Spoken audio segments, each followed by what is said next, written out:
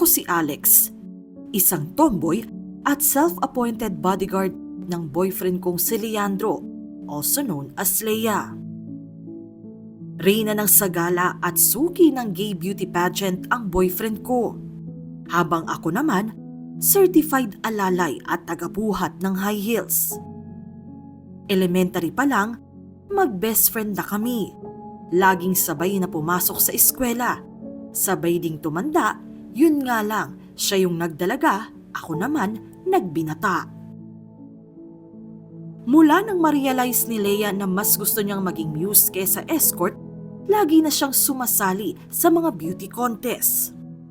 At bilang tomboy na may motor, syempre ako ang naging service at personal assistant niya. Alex, pakihigpitan mo nga yung corset. Sabi niya habang nakaharap sa salamin. Higpitan pa? Baka naman mahimatay ka na.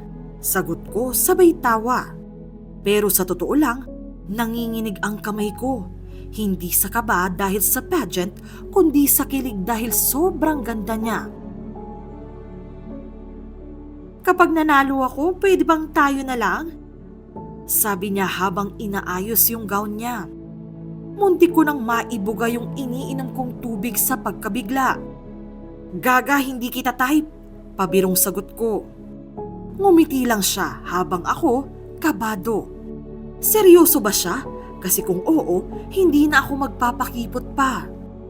Sa gabi ng pageant, umupo ako sa harap ng stage, hawak ang bag niya at tahimik na nagdarasal.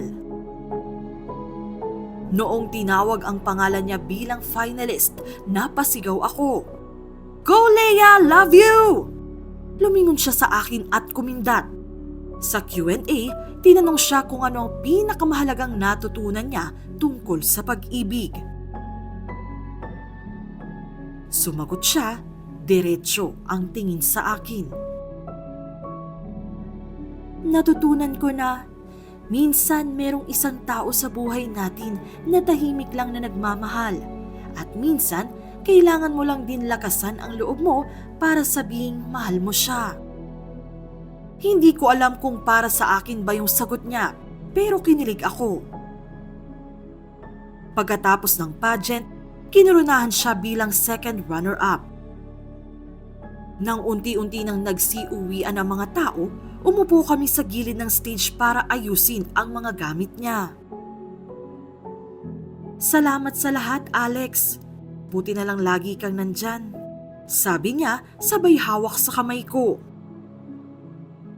May choice ba ako? Ako lang naman kaibigan mo. Natatawang biro ko. Tumawa rin siya at sinabing, Sus, pasalamat ka, mahal kita. Natigilan ako. Tama ba yung dinig ko? Mahal niya raw ako? Pabirong sabi niya pa. Kinilig ka naman, sabi ko na nga ba, bet mo talaga ang beauty ko? Kung sabihin kong oo, pabiruring sagot ko. Di tayo na. Nakangiting sabi niya. Nang hindi ako nakasagot, bigla siyang nagsalita ulit. Seryoso ko, Alex. Kahit beki ako, alam kong mahal kita. Ngumiti ako at hinila siya palapit sa akin. Mahal din kita, matagal na. Sabi ko, sabay halik sa labi niya. At mula noon, confirmed, kami na. Doon ko na-realize na hindi pala kailangan ng corona para maging reyna. Minsan, sapat na ang isang konteserang bakla na tatanggapin ka ng buo at mamahalin ka na parang ikaw ang nag-iisang babae sa mundo.